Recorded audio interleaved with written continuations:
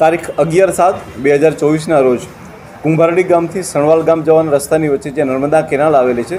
ત્યાં એક અજાણ્યા પુરુષની ડેડ બોડી પોલીસને મળે છે. પ્રાથમિક દ્રષ્ટિએ લાગી રહ્યું છે કે એ એક્સિડન્ટ છે, જેથી કરીને પોલીસ આગળની કાર્યવાહી હાથ ધરે છે. આ જે ડેડ બોડી હોય છે તે જીવાજી રામચંદજી ઠાકોરની હોય છે,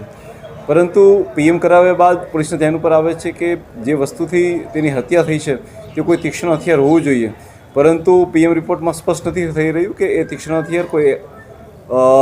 એક્સિડન્ટ માટેનો કોઈ વાહન બી હોઈ શકે છે અને કોઈ હથિયાર બી હોઈ શકે છે. જેથી કરીને શંકાના આધારે પોલીસ જે છે અલગ અલગ ટીમોની અમે રચના કરી છે અને ત્યારબાદ જે છે તે દરેકને અલગ અલગ ટાસ્ક આપવામાં આવે છે. આ ઉપરાંત જે મરનાર જણા છે તેની ઓળખ પણ પ્રસ્થાપિત કરવામાં આવે છે અને ત્યારબાદ જે છે તેની હિસ્ટ્રી બી ચેક કરવામાં આવે છે. અલગ અલગ ઘણા બધા સીસીટીવી કેમેરા, ઘણા બધા ટેકનિકલ એનાલિસિસ અને ઘણા બધા જે હ્યુમન ઇન્ટેલિજન્સ સોર્સથી ઇન્ટ્રોગેશનની મદદથી પોલીસે ઘણા દિવસની જહેમત બાદ આ જે હતી એ હત્યા હતી અને હત્યાનો ભેદ બી ઉકેલી નાખ્યો છે. મરણ જનાર જે છે જીવાજી રામચંદ ઠાકોર, તેનું મૃત્યુ નિપજાનાર તેના સગા સાળા એટલે કે ભૂપતભાઈ ઉર્ફે ભૂપી રણછોડભાઈ ઠાકોર અને તેના બીજા 2 સાથીદારો છે કે જેમનું નામ મુકેશ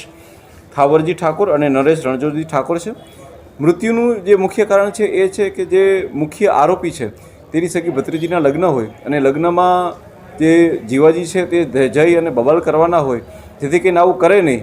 જેના માટે થઈને એ લોકો તેમની વચ્ચે હાથાપાઈ થાય છે અને ત્યારબાદ જે છે એ આરોપીઓ તેનું મૃત્યુ પણ કરી નાખે છે.